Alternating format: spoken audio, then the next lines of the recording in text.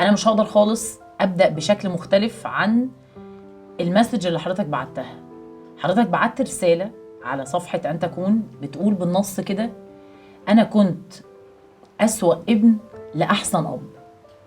ده شيء لافت جدا للنظر. دي انا وقفت قدام ده كتير وعندي تجاه ده كلام كتير، بس طبعا الحكايه الحقيقيه والحكايه تتحكي من صاحبها. فمعاك المايك. الحكاية تبدأ من لما كان عندي 5 سنين. يوم ما صحيت من النوم لقيت إن أمي الله يرحمها توفت.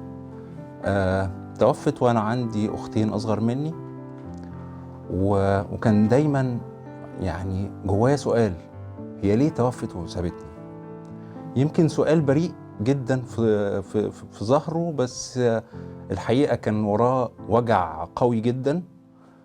خصوصا ان انا والدي كان راجل دكتور معظم وقته في الشغل، فانا ما كانش عندي حد اصلا اقوله لده. كنت يعني بفتقد جدا حد يحس او يحسسني ان هو حاسس بالوجع اللي انا فيه، بس الحقيقة ما كانش فيه حد ساعتها مناسب. فالحقيقة ليالي كتيرة جدا عدت على طفل 5 سنين مش مستوعب ان هو فقد امه، وهو بيعيط كل يوم قبل ما ينام، وهو مستني حد يطبطب عليه ويقول له ان بكره ما تخافش، وان بكره مش شرط يكون زي امبارح. طبعا دي كانت بدايه التحول اللي بعد كده، اللي دايما كنت انا ما بحاربش حد فيه غير نفسي. ما بتحاربش حد فيه غير نفسك؟ بمعنى تاني ممكن اقول ما بتأذيش حد فيه غير نفسك؟ لا، حرب. انا بحارب.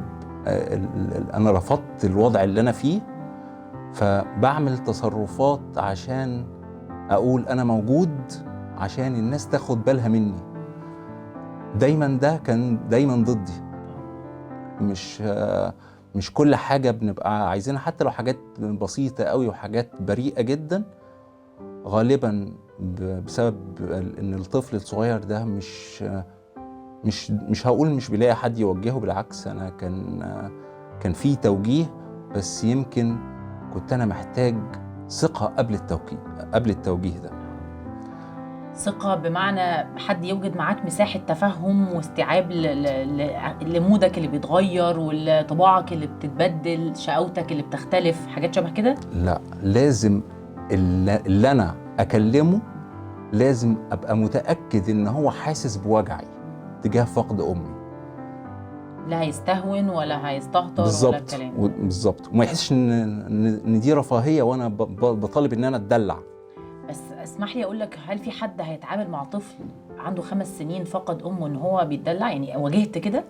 لا، بس هو الحقيقة مع صغر سني كنت انا مدرك حقيقة ان مهما وصلت مراحل التعاطف هيفضل جوايا انا يقين ان برضو انت مش حاسس باللي انا حاسس بيه.